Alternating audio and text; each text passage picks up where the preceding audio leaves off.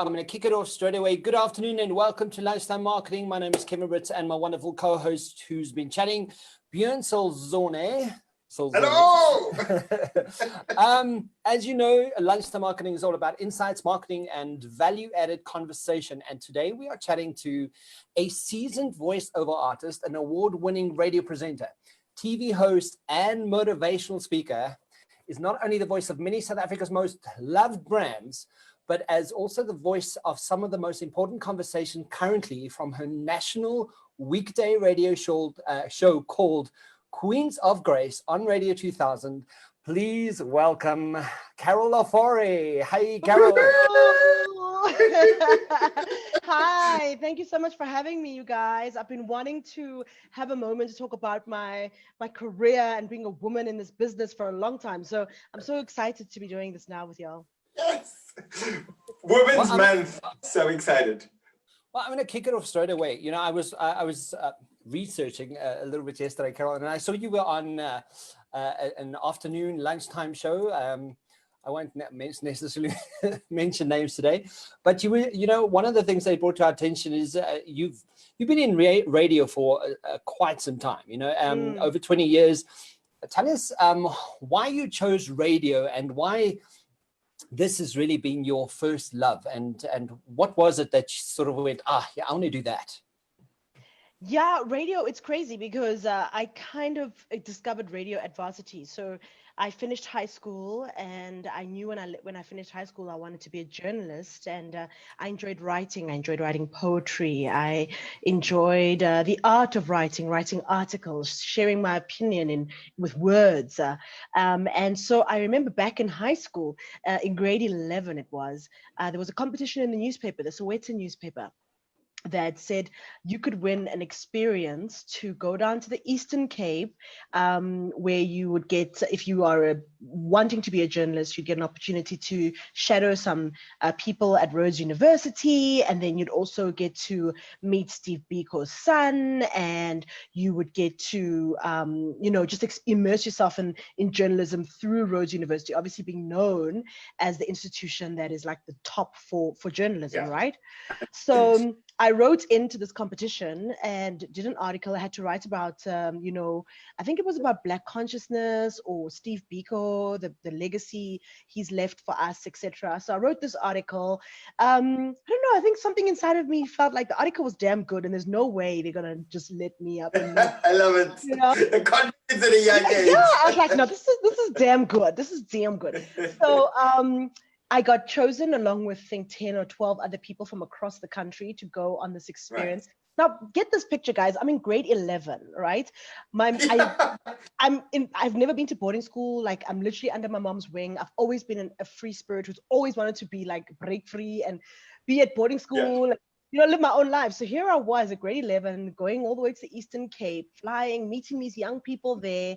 I think it was my first time in the Eastern Cape, actually. Right. And then getting to Rhodes University, knowing how much I want to be a journalist, seeing this place, wow, like, yay. And meeting Steve Biko's son after writing this article, going to Steve Biko's grave and immersing myself in journalism, right?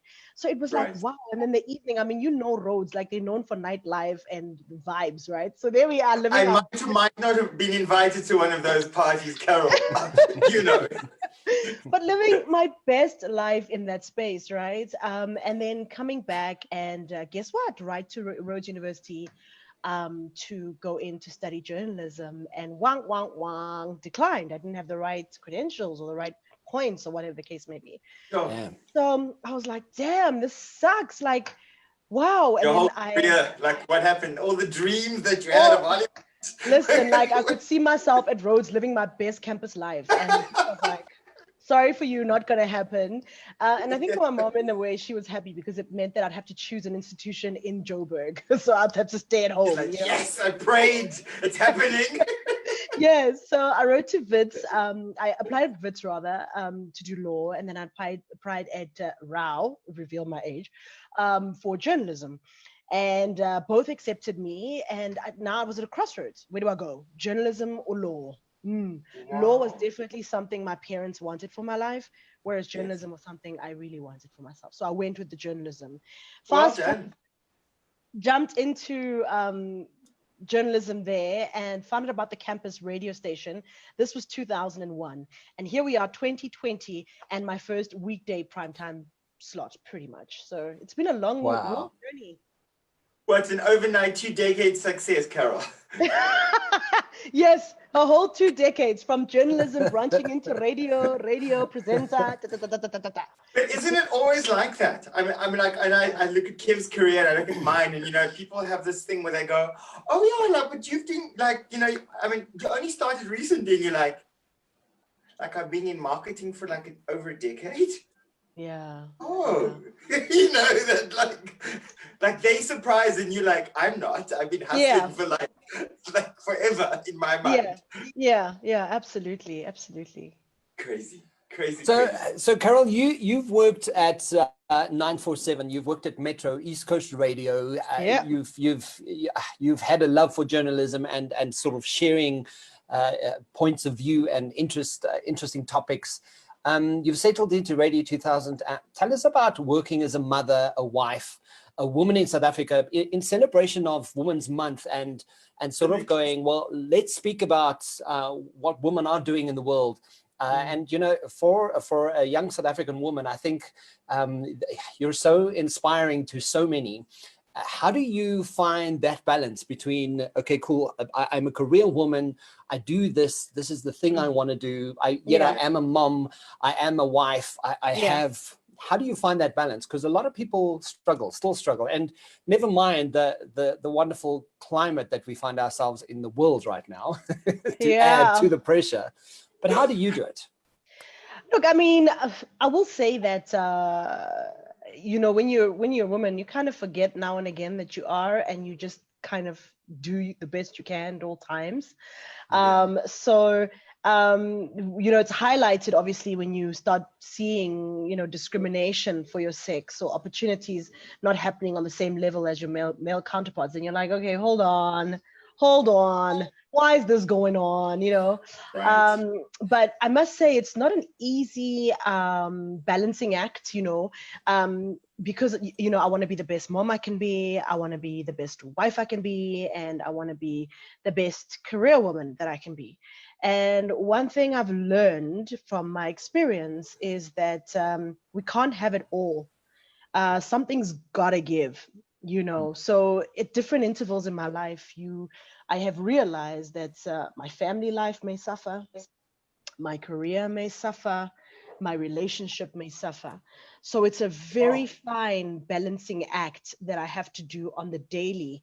And it really is a daily choices and decisions that make this happen. So I'll give you a classic example. Today, for example, I've got this Zoom meeting.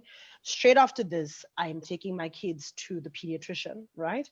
Because my son has to do his checkup, and my daughter, who's 6 months, needs to do her ped 6-month checkup. Now, with that being said, booking out my day the way I have means that I can't do voiceovers or other work during that period because I'm taking care of my kids. And so work and stuff has to go onto the back burner. And then there's opportunities that come where I have to say, okay, it's a special time for my son. Maybe he's doing something special at school, but then this is a really big opportunity. What do I do? And then, you make the decisions as you go. So daily you're making choices, and then in all of that, I've got an incredible husband that we build our relationship because we communicate and we spend time together. And there's times where that can't happen. I mean, for 5 years, I worked in East Coast Radio, and I was in between Johannesburg and Durban. And this man literally sat with a newborn baby from around 5-6 weeks by himself for days on end. Wow. Right? Keep going. Wow. He needs a special water. Right. He needs a special water. So, I mean, that is the kind of balancing act as a woman you consistently have to make, and I don't believe that it's extremely different for men, especially men who make their families priorities. They also have to make the same decisions every day. But of course, men who've chosen to make career number 1 and family number 7, then it's not a really hard balancing act. Right. But I think there's a lot of men in today's world that are doing a similar balancing act and not loving their lives, because as women, we've just learned how to do it, right? I mean, in my mind at a time, it's like, okay, I'm on my way home. As I'm driving home, I'm thinking, pick up my son. After pick up my son, I've got 3 voiceovers to record. After that, I've got the Zoom meeting to do. Then I've got to think, what's going to be for dinner? Then I've got my 6 month. Does she have enough milk? Has she changed? Has she had a bath? Like, that's what a woman's brain is doing every day. Right. Carol, you know what I really love about what you've just shared now is not only are you really authentic, and I know Kevin and I have had a conversation about that authenticity is a really big thing for us. I love the fact that you said you can't always do it all, because I think that's where the pressure comes from. And I mean, Kevin knows he's a dad, he's got a fiance, he's got a daughter. So he's also got to balance, you know, the juggle. You know, I'm going to call it the struggle, I call it the juggle. Because you can either have fun doing it or it can be, you know, it can be horrible. But I love the fact that you just honestly shared, and I think Kevin agrees, that it was just like, you can't always do it all. Yes, you have to do it in parts, and something's got to give at some point. Because I think the minute you say that, it takes that pressure away from, you have to be perfect 24/7 versus, this is me. I'm hustling, do what I can, have fun along the way, build a career, pay the bond, kids must go to school. And at the same time, just hopefully have a lot of fun along the way. Would you agree? That's exactly it. Yeah, you know, I shared a sort of a post on Instagram yesterday with a mother on a train with a food delivery backpack and her 2 kids on her laps. And someone wrote there, you know, here's a mother delivering food as she makes it happen, or something like that. And you know, the symbol of what I, you know, took away from that picture, or the symbolization really, is if you need to get it done, you find a way to do it. And I think, you know, a lot of people, I've actually had a lot of people comment on my own personal Facebook page where amidst COVID, they kind of look from the outside going, oh no, this is easy. Obviously you've got everything covered. Obviously your life is not hard at all. And I'm going, no, wait a minute. I'm in COVID like everyone else. My responses to COVID is a bit different though, you know? So, absolutely. But Carol, you know, one of the things you touched on is the men in industry that gets sort of better opportunities. Is that something that's still a big thing? Is there a lot more awareness around male and female roles in the industry? Do you still find that? Is it changing? Is it? What's your opinion about that? I think it's not changing at a speed that it should. I think it's still very, very, radio is still a very male-dominated industry, whether we like it or not. You know, in most cases, a man is paired with a woman, and that's considered, oh, we are, you know, being we're trying to change and bring in more women into the business. But you still have a man who's the main host, and the woman will be the supporting host. And if they are they're together, the gender roles haven't been defined to make a woman be not superior, but to lead the show. So, I mean, a woman like Anele, for example, I really look up to her. She is doing a breakfast show. She is the main anchor, and she's fabulous. And I had the same respect and love for Tando Tabete, who was doing Drive on 5FM. So there's not many of us leading shows by ourselves, you know, in drive shows. Yes, I'm doing 9 to 12. There's many of us sitting between 9 and 3 o'clock. But the drive shows are still very much male dominated. And of course, another lady who's doing very well is on 702, Joanne. She's doing fabulously well between 3 and 6 as a female lead. So, you know, I would love to see more of that, you know, more of us doing these big time drive shows, you know. And I think another argument is the talent there? Absolutely, the talent is there. You know, it is absolutely there. You know, and I mean, I would love to get into more detail on this, but I think to not bite off my tongue too much, I just wish that we you know, women would be treated the same in this beautiful medium that I love so much. But I also understand that you know, it's more dynamic than just taking a woman and putting her on a It's about the listeners. It's about so much more than that, you know. Yeah. I think the hardest part is to be a female broadcaster, and then females are your biggest critics. I think that's the hardest part, Wow. you know, you being a female broadcaster, and then the men are the ones who are actually like, go girl, do your thing. Supporting That's, you, yeah. yeah, that's the hardest part. But so I do get that it's more dynamic than just taking a person and putting them on the radio, and then that's that. But I do Carol, believe there's talent. do you think the females are jealous? If we just kind of call a spade a spade? I don't know to say they are jealous. No, I think women, we are nurturers by nature. We Okay. are just looking at our anatomy. We do incredible things through our bodies. You know, the fact that we can birth children, the fact Yeah. that you know, we are Eat every month children. we are hormonally changing in so many ways. The Yeah. things our bodies can do, you know, feed children, and we are Yeah. incredibly dynamic and incredible, you know, and we nurturers by spirit. So I don't think we're jealous by nature type of people. I do believe that we can get catty, just like men can beat their chest and want to fight each other in a parking lot. It's part of our nature. And I've seen So, that. I abstain completely. I abstain from that yeah. behavior. So no, I don't think so. I Don't think that beat your chest in the parking lot. Unga, unga, unga. Not today, not never. yeah. Me, But the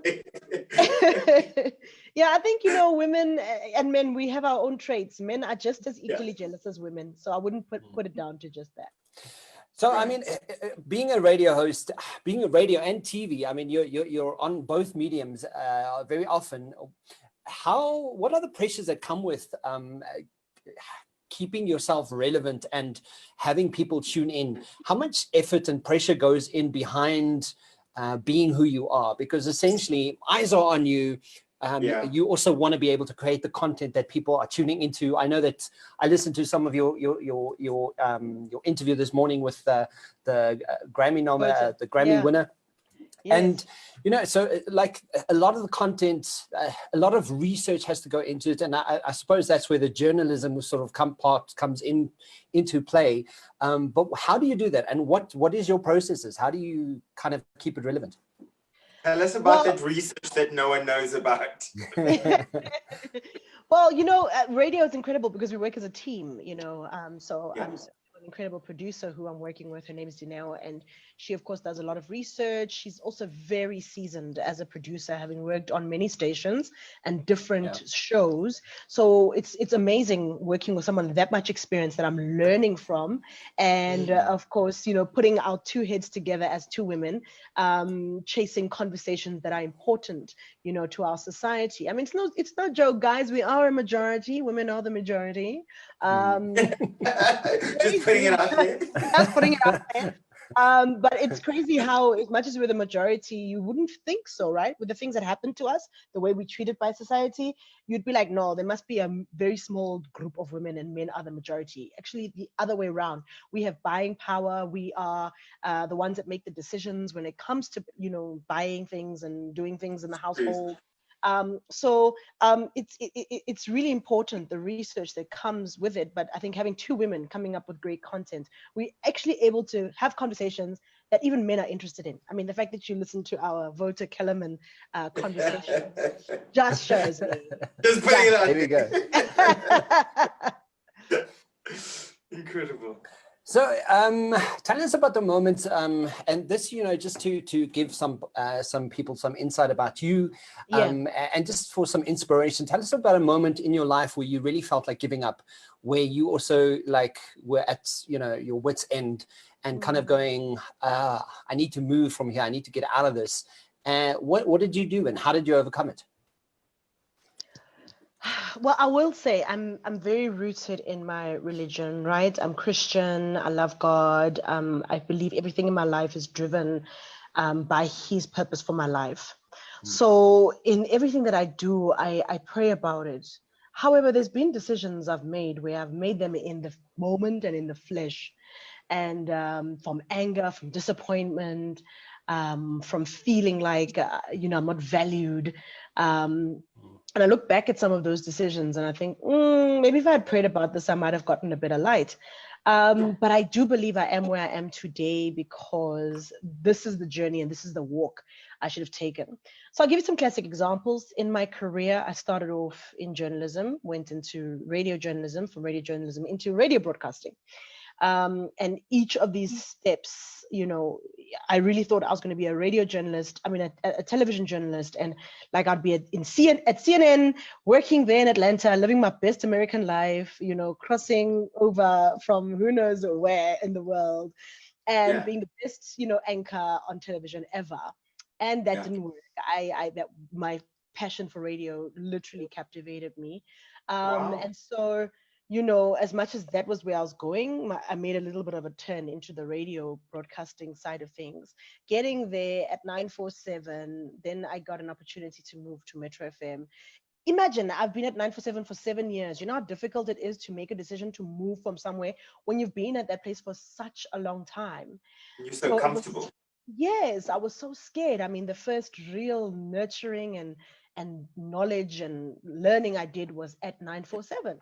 So I was so scared that I'm gonna go to this SABC and how is it gonna be? And you know, I jumped and found myself having the best time. I'm still surprised today that people still remember Carol Ralefeta from Metro FM days, you know, and the show, and they remember, you know, features we did on the show. I do. So I'm like, wow, people remember this. This is insane, right? And then after 3 years, you know, opportunity didn't come the way I wanted it to come. So I kind of decided it was my time to leave Metro. A lot of people ask me, why did you leave? It was a national station, massive platform. But in the space and time that I was in, I really wanted more for my career and I wanted more. And I kind of felt like if I didn't get more, then I was willing to let radio go, you know? So I left. Wow, that's huge. Yeah, I left there not even knowing where I was going. I just knew that I wasn't happy in that moment. And it was time to move on. And if it meant going back to my original degree, which was journalism, or my second degree, brand management, I'd go into marketing or whatever it is. Maybe it was time for an office job. And not even a week of walking away from radio, from the Metro FM, East Coast Radio was like, come on board, baby. We want you. So that's there incredible. I was.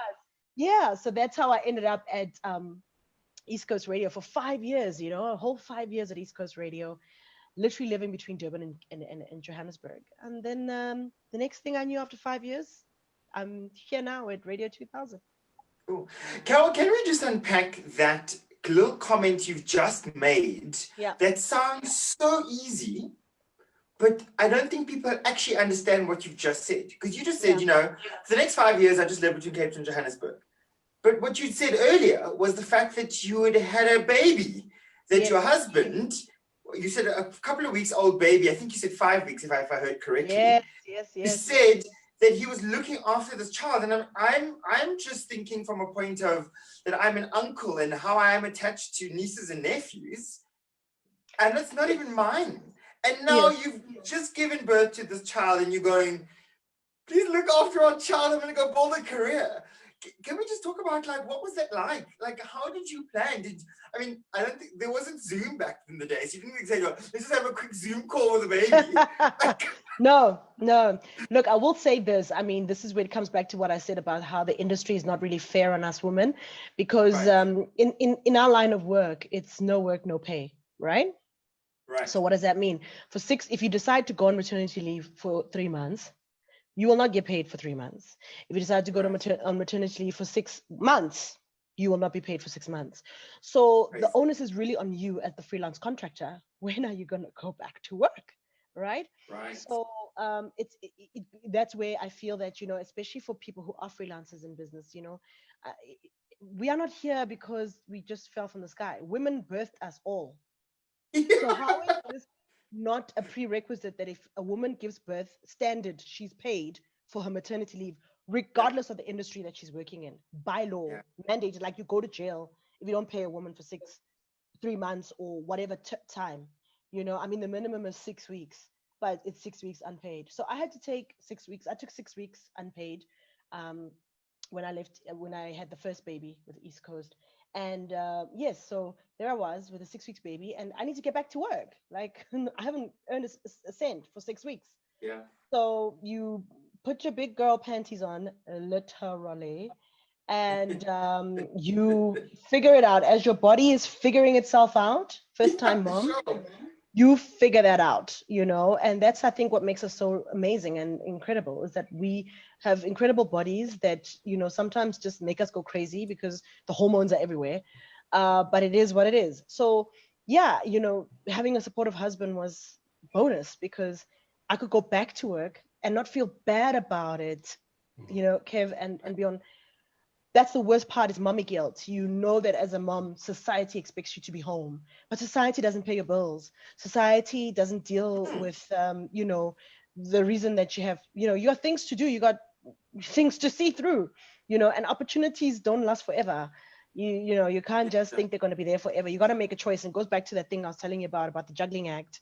You got to choose who's going to take precedence over who at what stage, So he was looking after the baby. I mean, I was doing a weekend show. So luckily during the week I was based in Joburg, but over the weekends I was in Durban. So he would spend his weeks with us as a family, and then the weekends literally with a 6-week-old, changing diapers, going for immunizations. Like him and the nappy bag were best friends. Okay. And he I did it know again if I now. get to meet him, I'm going to give him a special water. I'll be like, dude, like high five. Do you know, Right. I want to say I relate so much to what you're saying, Carol, because, Mhm. when you say put your big girl panties on, I'm like, I remember when my mom passed away 10 years ago, Yeah. I was also working as a contractor, as an MC for a Silver Star Casino. And if I didn't work, I didn't get paid. So, and Yeah. my mom died on the Thursday or the Friday, and I was back at work on Saturday, Sunday, working through that, So Yeah. when times are, are calling, you kind of just have to put your big girl panties on and get on with it, right? Yeah, I mean, even with me, I mean, with my daughter, she was born on Thursday. On Monday, I was in studio recording. Wow. Um, yeah, That's crazy. Wow, okay. yeah, I can't even and imagine. you're right. And the only reason why is because it was a voiceover client who's been with me for so long, and it was very urgent, and they couldn't use anybody else. And also the reality is in this workspace, opportunities come like this and they go like this. Hey, it's like, is Yeah. Carol available? No. Okay, on to the next one. Is this one available? No. There's no time, there's no room to be like, I can't make it. You make it work. I mean, I have a home recording studio now because now I'm not missing nothing. Yeah. Oh, wow. That's Yeah. incredible. Yeah. Fantastic. So then, lastly, to give us some as a successful woman in the world, what are the tips for any aspiring radio personalities out there? People who are starting out, they maybe just started in a sort of community radio station, and you could say, well, these are the things you should focus on. Do this first. What advice would you give people out there? You know what? I think that's such a great question because you phrased it perfectly. A lot of people want to start in radio and then they want to just be on breakfast or drive. Yeah, that's it. Like, Don't lie. like Off you why? go. Like, yeah, I'm gonna be a presenter on Metro FM. Like, boom, that's it. Like never done a radio show ever, but that's my destiny. Um, I say this, but I also say that, radio has changed so much from the moment that I started 20 years Right. ago. It's changed so much. Gone are the days where your voice is so distinctive and that gets you a job based on your voice and the personality you can portray with your Right. voice. Gone. Those days are gone. Like, it doesn't matter you have a nice voice. That's great. And then what else are you bringing to the table? Now That's certain minimum, platforms. Carol. Like you need to have a minimum of a nice voice. Now let's talk about what's the value add. Right. And even for now, like a radio now doesn't require you to have a so-called nice voice. Wow. These days you can be a radio presenter just because you have a great social media following and you've created a following for yourself. You can Right. be a radio presenter because you are a soapy actress and people just love you. It's no longer that anymore. The days of us doing amazing demos and begging different program managers to listen to our demos are gone. These days, program managers are everywhere. They can be watching this video, they can be watching a cooking show and see talent there, they can be watching Big Brother and see talent there. Things have changed so much, and that allows so much opportunity for young people to go into radio in a different way to the way we did it back in the day. I mean, I had to send demos around like a mad person, you know. That's how we did it. So I think understand the dynamic of how radio has changed, and then see where you fit in this big pie called radio. There is internet radio, there is community radio, there is retail radio, there is commercial radio, there is public service broadcasting, which is what I'm doing. There's various types of radio. Yeah, So open your horizon to where will you fit in, you know. Yeah. You might find that you would actually thrive in a online radio station that mainly focuses on gardening, and you have a strong passion for gardening. So why will you want to be on 5FM if your passion is gardening and you want to talk about how gardening is your life? You understand what I mean? Absolutely. Yes, know your audience. We've been chatting about that for a while. Yeah, know your audience, do your research, and understand that radio is not what it used to be anymore. If you don't get onto a commercial radio station, it's not the end of the world. There are so many radio platforms that you can hone in your skills, create yourself a nice brand, and the sky is the limit. Absolutely. Carol, that's what the thing that, you know, Kim knows that I'm very passionate about building a brand. What brand are you building? Because that's so important, because that's going to create a following, that's going to build an audience, that's going to make people engage. So I love that you've said that. I'm like, high fives. Absolutely. Absolutely. Carol, can I ask you, what would you say to someone that is having a bad day? What do you do to get your inspiration so that people, you know, people are going to listen to this 100,000 times over, that they can go, oh, I love that. I'm going to take it on board. Yeah, no, I mean, the simple answer is a glass of wine. I mean, yeah. I mean, hello. Because I have none. No, I bought a box. I'm actually looking at it. I bought a box, about 3 boxes actually, before when the first lockdown thingy happened, and I was like, this is not going to catch me off guard again. Carol, can I mention my birthday is coming up? Does that influence it all? I don't know. Well, we'll see. But yeah, I mean, that's a short answer. But the real answer is, for me, I like I said, going back to my religion, I really root myself in God. When I'm feeling like I've lost myself, I'm feeling depressed, I'm feeling lost, I take a moment and speak to him. It doesn't have to be in a church, right? It can be in the car ride to work, and say, Lord, it's a new day. The day is beautiful. It's such a beautiful day. I can see, I'm driving my car. I am blessed. I am thankful that my husband loves me. I've got beautiful kids. They're healthy. They are safe, Lord. I am so, so thankful. Remind me of the things I need to be thankful for. Yeah. Because that will light up my heart and remind me that whatever else is throwing me off, it's not worth it. So that's kind of where I go when I'm feeling like there's so much going on and I need some motivation. I just am thankful for the things that I have that I take for pure granted. You know, I so much so that I even do a segment on my radio show called Thankful Mondays, where I literally want my listeners to remember that as you sit, as Bjorn, as Kevin, there are things in your life that people are praying for, that you have every day, that there are people out there saying, please, can I also get a bow tie like Bjorn? Please, can I get a like Kevin? You know what I mean? And you got these things, you know, you have those things and you just take them for granted. Oh, that's a great attitude. I like that. That's true. I hadn't thought about it like that because you haven't. Yeah. So I want to just sort of point out here some of the notable milestones, achievements that of your career this year, for that matter. Winner of the Best Weekend Show at South African Radio Awards. Yeah. 2020. Mazel tov. Host of the National Weekday Show, hashtag Queens of Grace, which also airs Mondays to Fridays, 9 to 12. Don't you want to just touch on that for us? Queens of Grace. Tell us more about what that is, Carol. All right, Queens of Grace is my radio show. Literally, I know you guys do this segment between 12 and 1, but between 12 and 1. But because I get off air at 12 o'clock, I couldn't only make it between 1 and 1:45. So Queens of Grace is my radio show on Radio 2000. It's Monday to Friday between 9 and 12. It's called Queens of Grace because, you know, I told you I'm rooted in my in my religion, and I believe everything career-wise that I'm blessed with is God's amazing grace and God's favor. And that's why my previous show was called Weekend Favor. The previous show was called Divine Age, because everything's got to do with God. Okay, he's always there. So Queens of Grace, because we're an all-women team. So the Queens, Grace, and of course, that's the reason why it was called Queens of Grace. So it's a really beautiful show. It happens Monday to Friday, 9 to 12. We unpack so many things. We have Shiro. I'm passionate about Africa. I mean, my husband is Ghanaian. So I'm South African. Together, we Pan-African with our Pan-African kids. So we have an African connection. We have Candid, where we sit down, like you said, Vote to Kelman. Every week we sit with celebrity.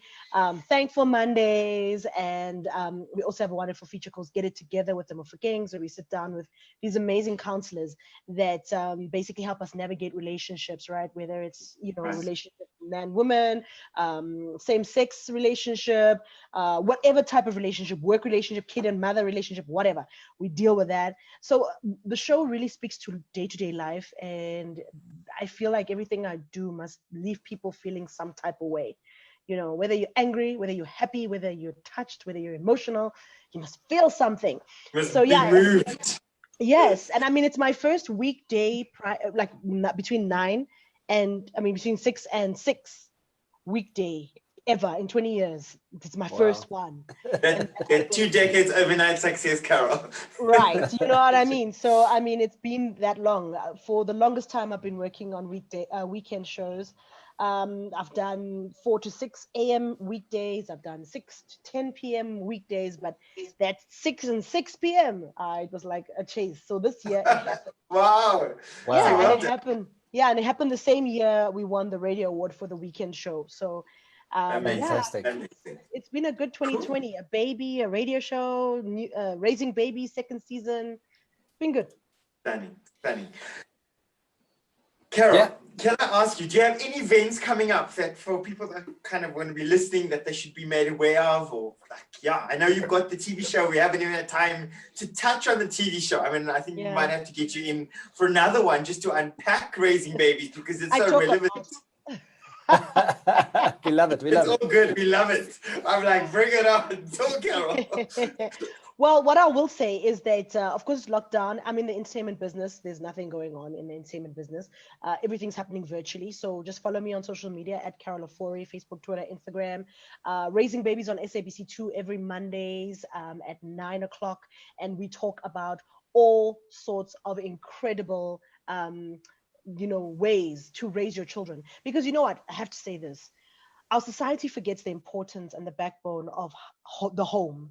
We really take the home for granted. This is where people come from. This is where thugs come from. This is where rapists come from. They come from homes. Whether it's an institutionalized home, like a welfare center, or an actual home with, a mother or a dad or whoever in the household. So the support for homes is important, so that children are raised right for a better society. You understand? So for me, that's why Raising Babies is so special, because we help you with that. We help you. We give you tips, because parenting is different. I can give you my manual, but it might not work for your kid because your kid is different. But you can take things and adapt them. So yeah. Oh, I love that. I can go on forever. Yeah, I mean, I so relate to that as well, Carol, because one of the things I taught my daughter that I wasn't taught when she was probably 3 years old, and I always said to her, look and stand in front of the mirror and look there and tell me what you see. And then she'd say, well, I see you. And I kind of go, who do you love the most? And she goes, well, I see you. I love you, Dad. And I'm like, no. Oh. Look at yourself. Wow. And look at yourself in the mirror and say to yourself, beautiful. I love you. And she kind of had that sort of weird kind of like look on her face. And then today she's 12 years old, and I always, when things go awry and she's not having a great time at school or something, and I say to her, Bae, who is the most important person in the world? And she goes, I am, Dad. I said, yes, you are. So always remember that.